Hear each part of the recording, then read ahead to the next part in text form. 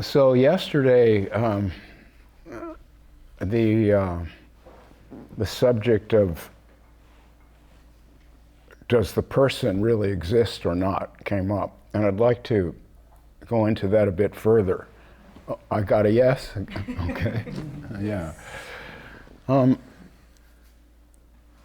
When the non-duality people say no person really exists, what they're trying to say is that there's one consciousness, and each one of us is only reflecting that consciousness. Now, to me, that's a religious idea. When I say no person really exists, that's not what I mean. What I mean when I say that, I have said that, what I mean is a person in the cultural sense, which means that you are legally responsible for your behavior. I say that that is a cultural arrangement, and there really is no such person, because if we really look into it deeply enough, how can we possibly be responsible for our actions? If we look into it deeply enough, when I look into it, I can first remember coming to awareness when maybe I was 2 or 3 years old. There was some time before that, but I can't remember it. At that time, I was aware of a body, which is a specific body. It's a male body. It's a human body. It's a male human body. It has certain capacities and lacks others. The capacities that this body has, others are lacking, and the capacities that others have, this body is lacking. This is intellectual abilities, physical abilities, subject to diseases or whatever problems. Perhaps a lot of our anxieties are actually chemical storms taking place in one body that another body is not subject to. So there's that, which is nature. That's just what you're born with. And one person's nature is not identical to the next person. So right away we have people in that sense. This is one person and this is another person. And Michael and I may be alike in many ways, but in many ways we're not alike. And that's why there's a division here. And all of you see the division. When you look at the two of us, Michael is not Robert, and Robert is not Michael. It's fairly obvious.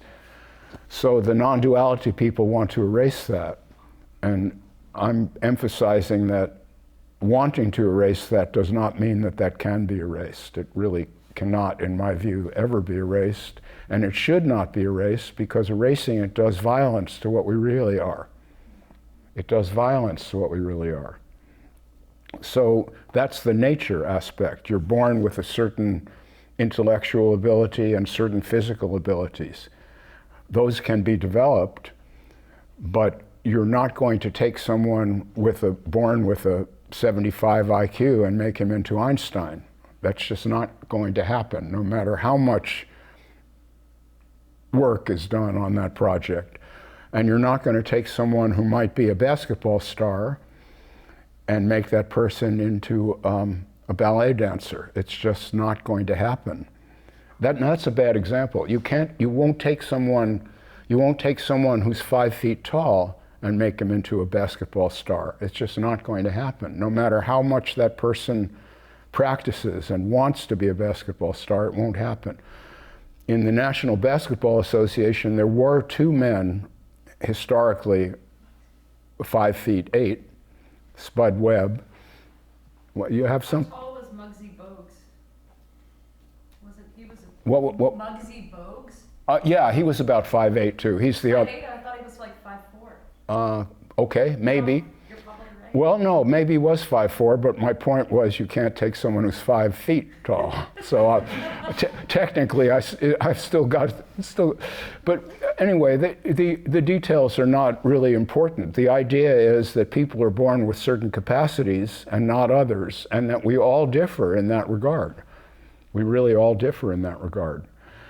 And so when I talk about the person, I mean the set of abilities, which is nature, plus nurture, which is the culture you were born into, the family of origin, which is a transmitter of that culture, and all these subsequent experiences, which are mostly random. Most of our playmates come to us at random, maybe not anymore in the helicopter era where the only way to see another human child is a play date. And mostly what happens is you sit on your bed alone with the phone and get bullied. That's what's happening nowadays. And the suicide rate has gone up tremendously among teenage girls as a result of this telephone culture, by the way. That's a sad problem. Yeah, let me talk about that for a moment. When I was growing up in the late 40s and early 50s, when we came home from school, and we may have walked to school and back, I did, when I was 6 years old, we would then throw down our books or whatever we had and run out to meet the gang, and then we weren't expected to be home before dark. And our parents didn't know who our friends were. They might, but they might not. And they didn't know what we were doing. They certainly, if they'd known what we were doing, they would have been horrified. And there was every chance of getting hurt, every chance, and we did get hurt. We used to have this game called dirt bomb fights, where we would find these clods of earth at construction sites that were stuck together and make two teams and throw them at each other, and it was like a war, and we got hurt. And as a result of that rough and tumble existence, we learned many things: how to get along with others, how to make rules and what rules were fair, how to get hurt and get up again and continue. And I think that most of us are fairly resilient as a result of that kind of upbringing.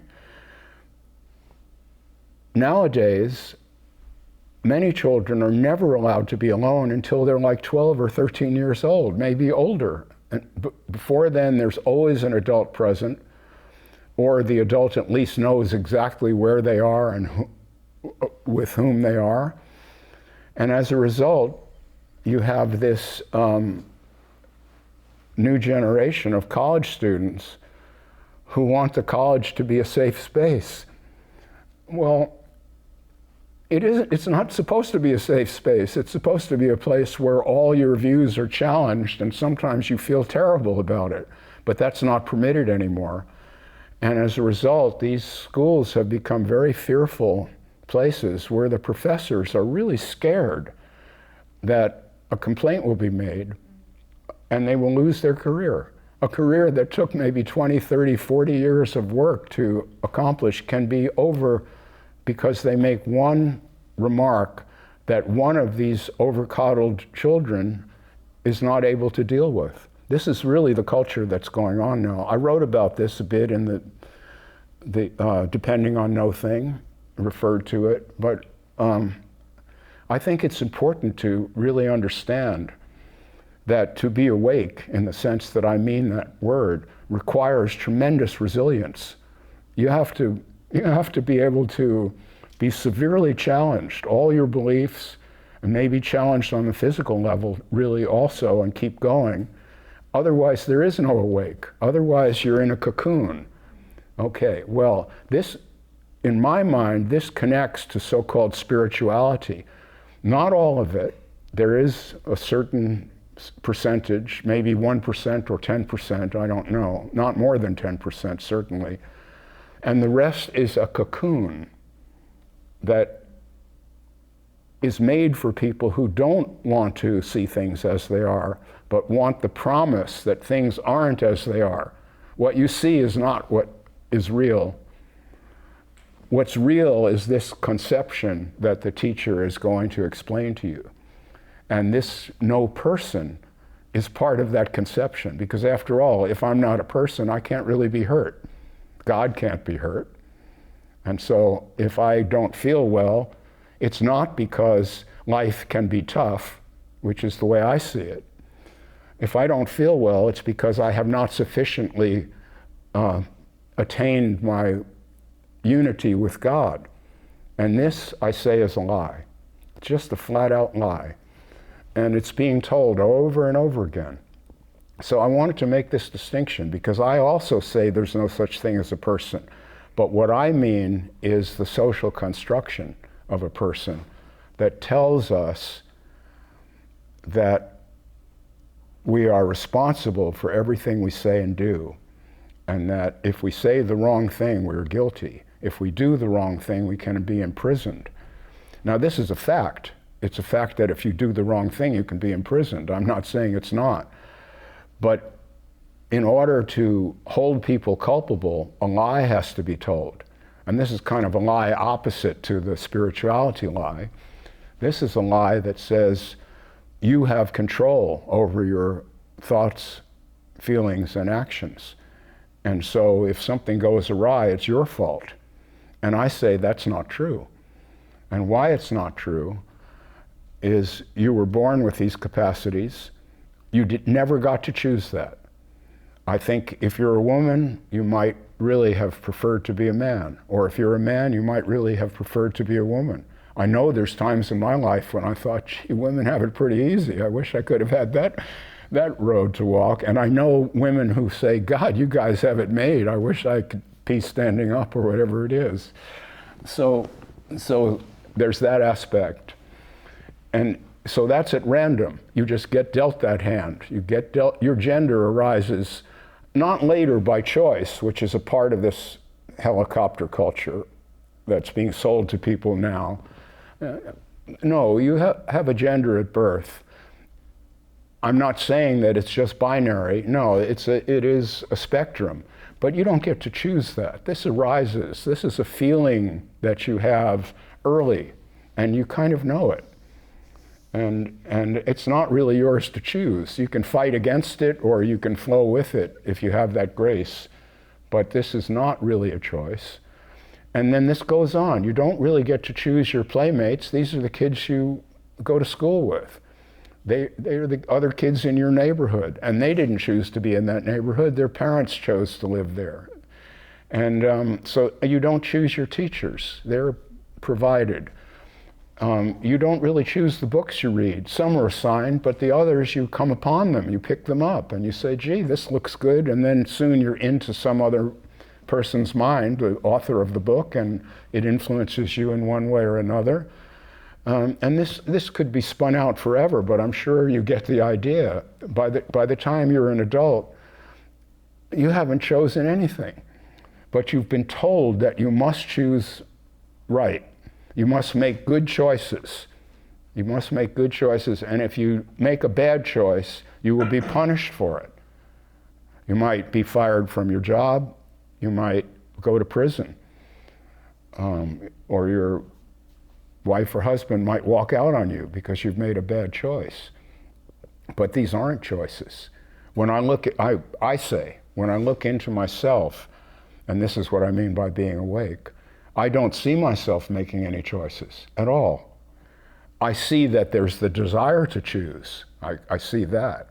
And I see there's the desire to be careful and not fuck up. We all have that. But I have fucked up plenty, and I couldn't help it. So where was the chooser at that point? Well, it wasn't there. It just wasn't there. For the times that I haven't fucked up, that was just luck. I'm fortunate that I had that body mind that under those circumstances wasn't moved to fuck up.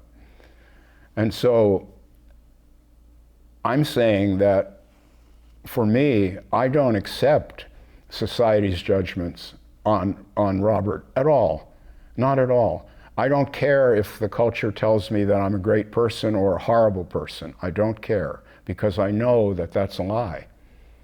Now, that's a kind of freedom, for sure, to not allow others to judge you. But it's not easy. It's free, but it's not easy. You're going to be swimming against the tide. And so when I say there's no such thing as a person, what I mean is there's something, but you're not making it, and you can't make it. You have to be what you are eventually, sooner or later. If you're going to be what I call awake, you have to simply accept all of your feelings, all of your thoughts, all of your emotions, and all of your so-called choices, and just live with it. And that's the only freedom that I know. This other freedom that the spirituality community is talking about, where you are one with God and everything is groovy, I don't see that. I see that as a hypnotic trance that the teachers of that method, those methods, are in. They're hypnotized, and they're hypnotizing their students. They're hypnotizing their students. Now, I'm not talking about the kind of teaching that Elena and that her mentor Robert do, because that teaching does not tell you to make good choices. It tells you to sit there and watch what's arising. Now, that's a really excellent practice. There's nothing wrong with that one at all. I'm often there myself. I'm not doing it right now because I'm speaking, but if I fall into silence and just sit here and don't try to choose and just allow my feelings and thoughts to arise, soon I will be in very close contact with my own reality. And so that is a tried and true method of awakening. You just allow whatever is to arise. And you don't choose it, and you don't say this is good and bad. You just say this is what it is. This is what it is. So when I say there's no such thing as a person, that's what I'm talking about. I'm talking about this awareness of what is arising. But where I disagree with all the spirituality people is this awareness is not out there somewhere. This awareness, I say, is biological. This is the result of a human nervous system, a brain and a body, and they produce this awareness. And we can really know that if we ever take a psychedelic drug, for example, or drink too much coffee, we'll see what happens to so-called awareness. It's not this field that surrounds us in which all of this is arising. It's quite personal. And I also know that because at times when I can be quite aware, the person next to me might be in a total trance. And if it was really this field of awareness, it shouldn't be that way. We should all just be in that field of awareness. So I'm not saying to believe what I'm saying here, but I'm saying at least to try to see the world that way and see if it works, because that really is a way of cultivating a state of freedom where you're not responsible primarily. Maybe you're a little responsible, that could be debated, and I'm open to the idea that there's some level on which we can be responsible. That's possible. I don't find much in myself, but if you find it, maybe I'm wrong and you're right. But it's certainly not what the non-duality people are trying to sell to us. I just cannot accept that. So that's one statement from yesterday. And then there was the other one that I wanted to touch on. These are my overnight reflections. I was talking about science yesterday and how I go there and not to tradition, not to religious dogma. I never go to religious dogma to explain anything. It just wouldn't occur to me to do that. It seems actually insane to me. And if we look at we've only had science in its present form for maybe 200 years, and it's only the last 70 years, basically since my birth, that this has accelerated in this sense and become really solid and robust in the way that it is now. Before science, there was mythology, and that's what people relied on to explain the world to them.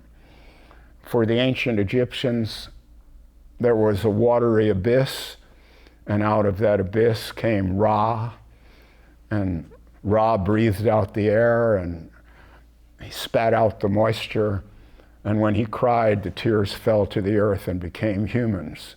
And that's the explanation for how we got here. That's ancient Egypt, yes? And for the Incas, there was a giant lake, and out of that lake came a god called Kontiki. And Kontiki arose from that lake and brought the humans with him. And once Kontiki everything was dark. As soon as Kontiki arrived, he made the heavens and the stars and the sun and the moon, and he made some more people out of rocks. And so that was the human race.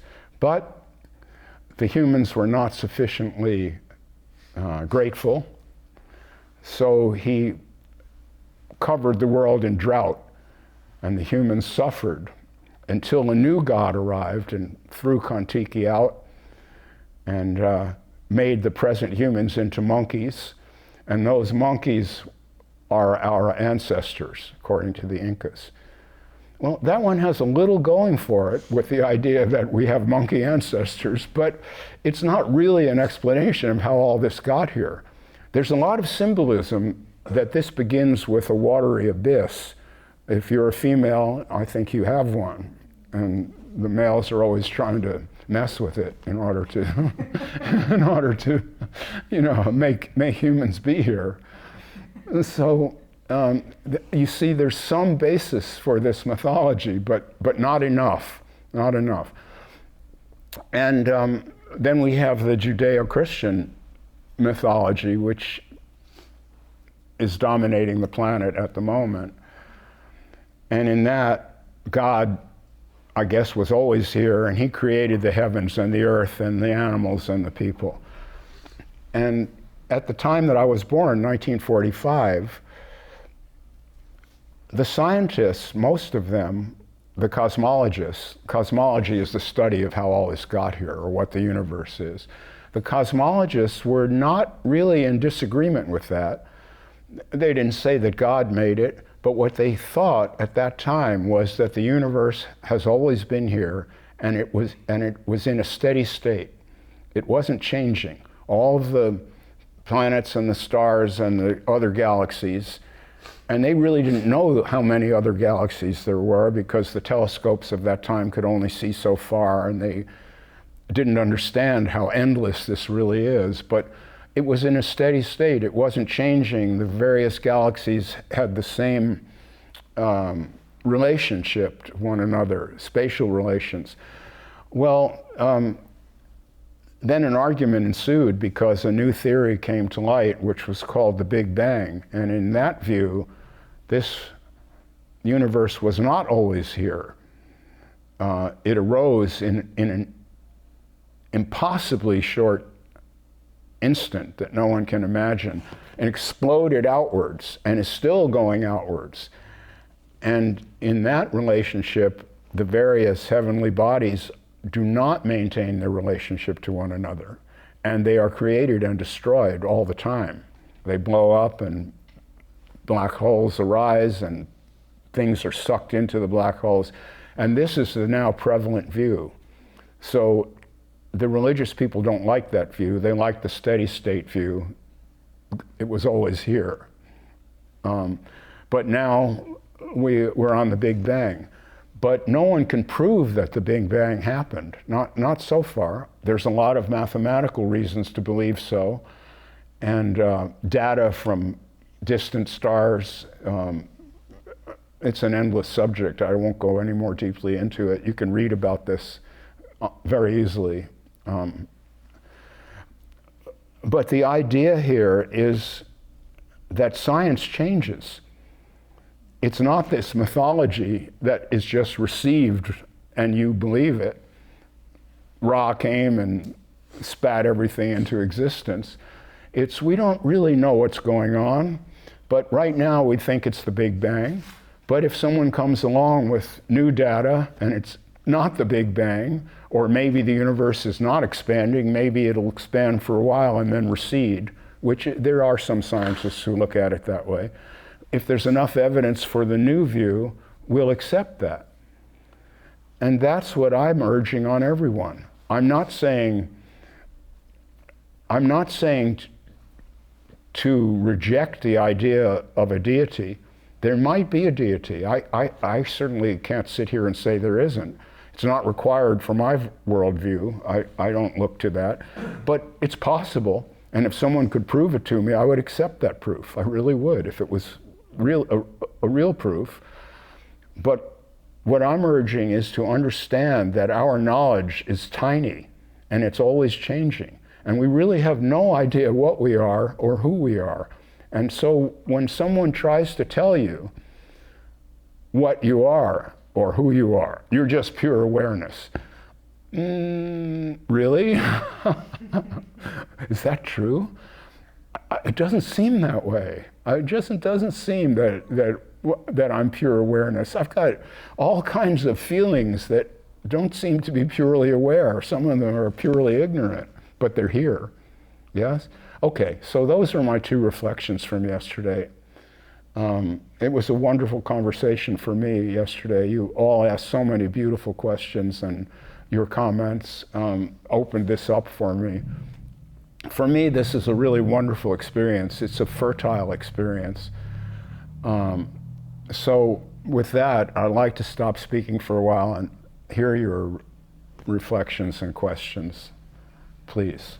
So I would like to say something about your first reflection from yesterday, and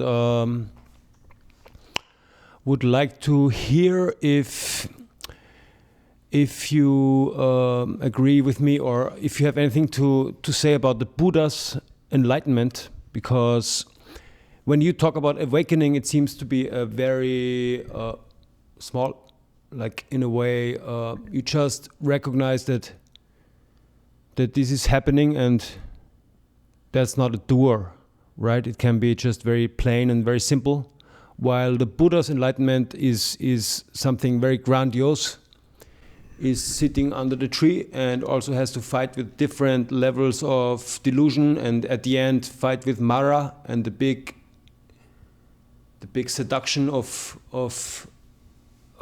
female entities, and then suddenly has the big veil lifted, and all kinds of past lives and delusions and desires get stripped away, and then it's only simply nothing, right? So I would like to hear, because I know that you mentioned the Buddha, and especially this communication with Subhuti about what has he attained when he attained enlightenment. It is just nothing. If you can reconcile the Buddha's experience with your own experience. Okay, so the question is, how do I see the Buddha's awakening as similar or different from what I call awakening? Is that right? Yes, that's it. Okay. Well, in the first place, Marcus, we don't know what the Buddha really said. What we have is a report hundreds of years later that was based on a traditional transmission from person to person. Now that's important to understand. I don't know if you ever played the game as a child called Telephone. Ever played that game? Yes. Yes? For those who don't know what it is, who might be watching this on YouTube or whatever, this is, you sit in a circle, and the first person is given a story by the teacher, whispered into her ear or his ear, and then has to whisper it to the next one. And inevitably, by the time that gets around to the last person who's required to stand up and recite the story, it has little or nothing to do with the original story. Now that's just in 5 minutes or 10 minutes. 400 years is an inconceivable amount of time for a human being to imagine. We may say, 400 years. Well, it's many lifetimes, and we really are not sufficiently situated to imagine a span of time like that.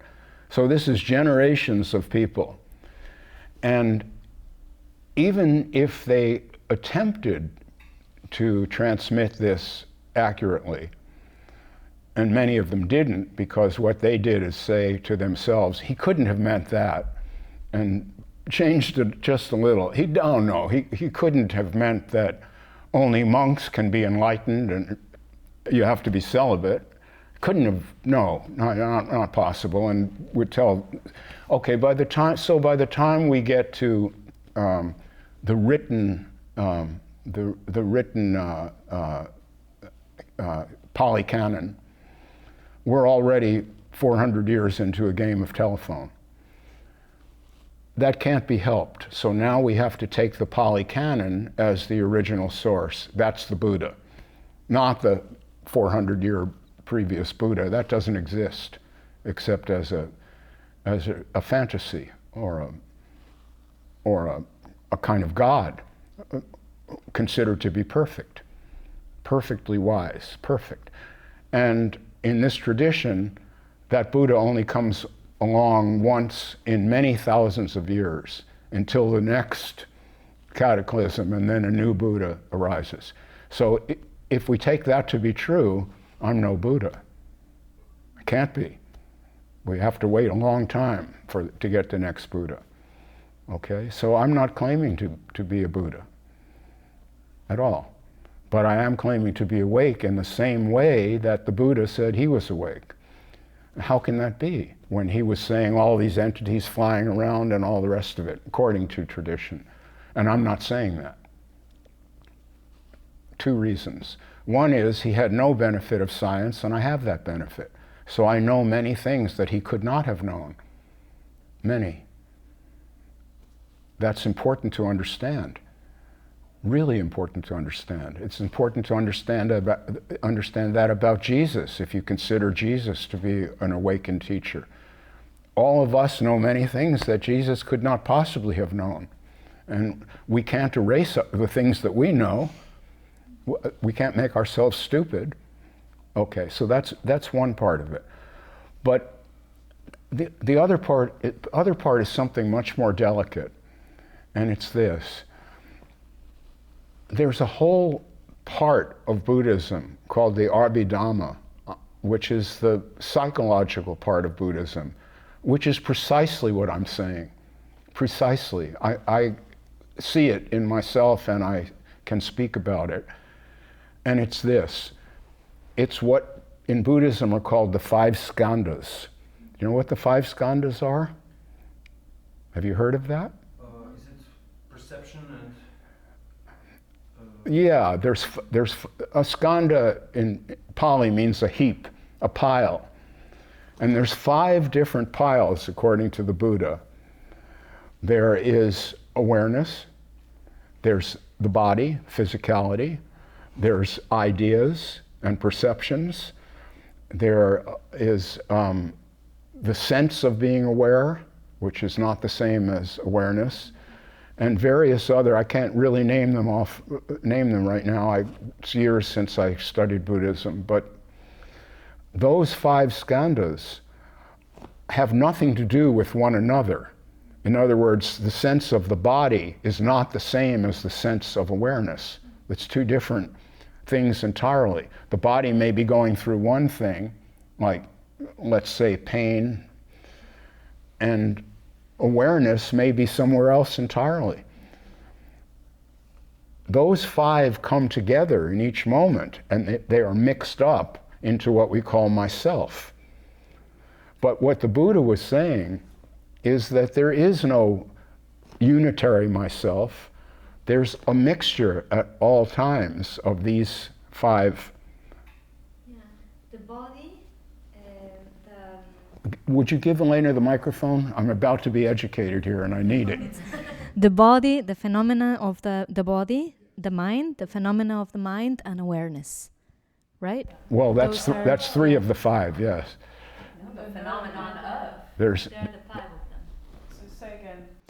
The body, phenomena of the body, the mind, the phenomena of the mind, and awareness Okay, or consciousness. that's good. That's 5. That's right. Those are the 5 skandhas. So now those 5 skandhas are not really related to one another in any fixed way at all. So because they aren't, and because that's, according to the Buddha, what we are these 5 skandhas, but they're not related in a fixed, steady state way, myself has no enduring being. There is not a myself that, like other religions, exists after you die. The Buddha never said that. The Buddha said, this is all impermanent. And that was his understanding. So his freedom came from the understanding that nothing lasts forever, but I'm here now.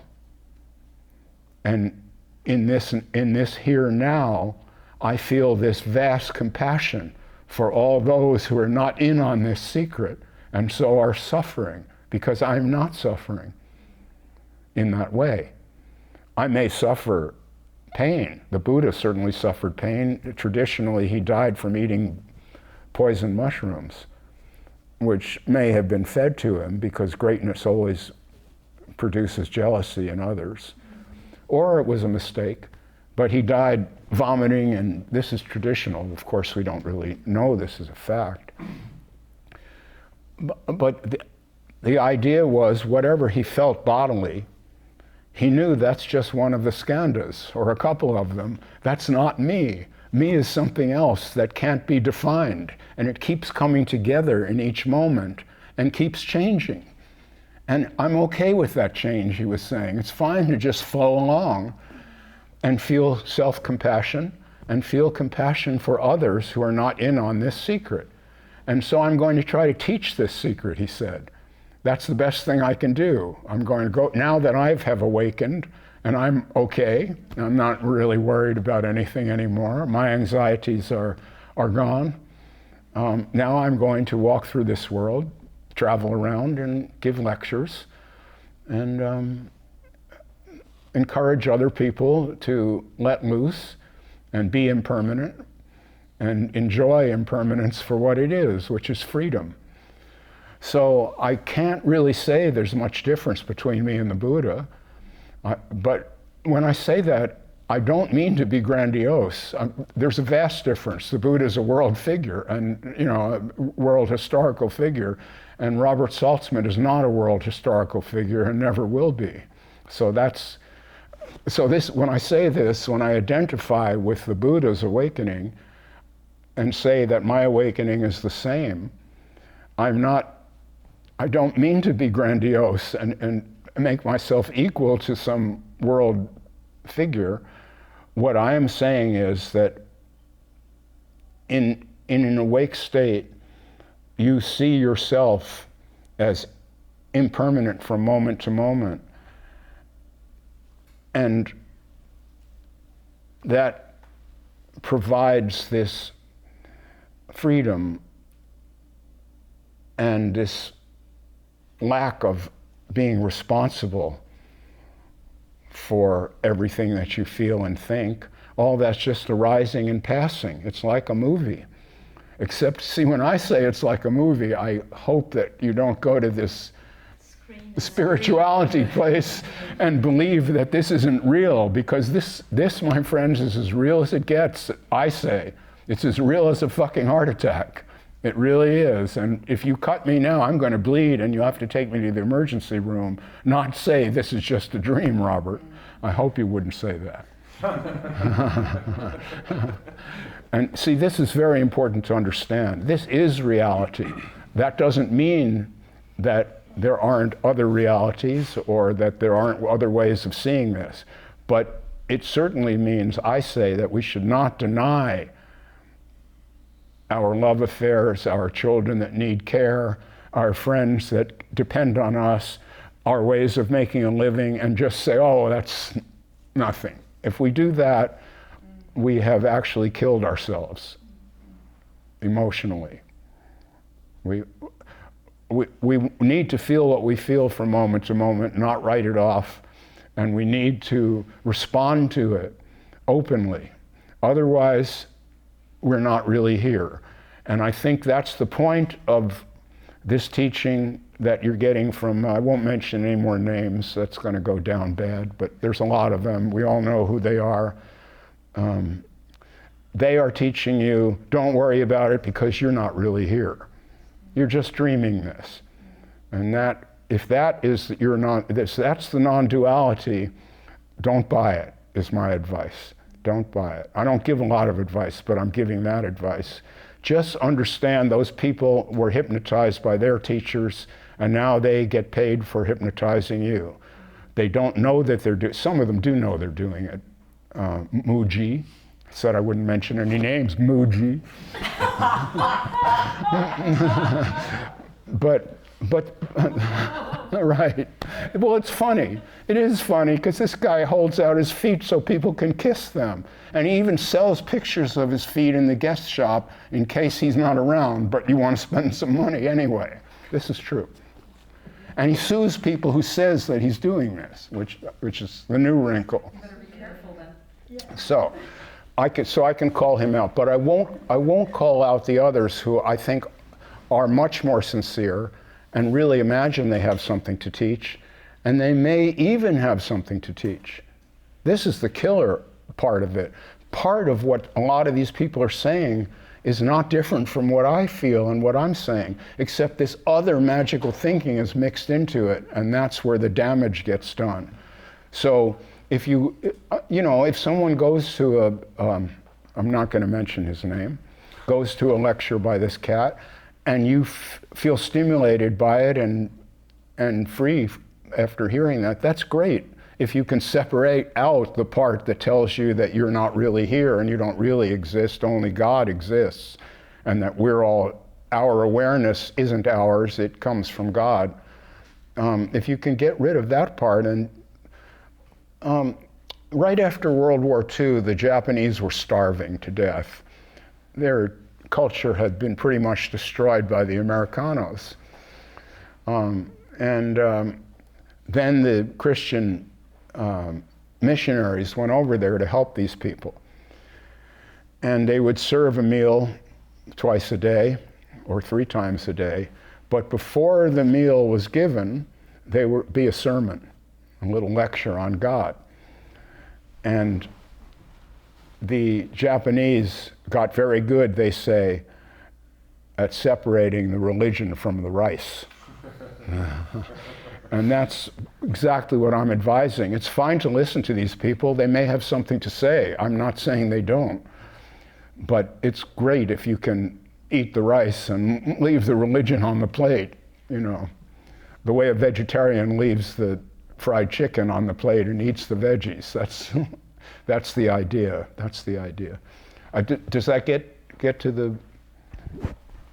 That gets to the core. It does get to the core. Okay, so not to put too fine a point on it, but awake is awake. There really aren't gradations of being awake in my view. And you don't have to compare yourself to the Buddha or to any other figure. If you are awake, you will know that you're awake. It will be quite obvious to you. You'll see this as beautiful. You'll see this world as beautiful. Not that it doesn't have its problems, but you'll see what a wonderful opportunity it is to take your next breath.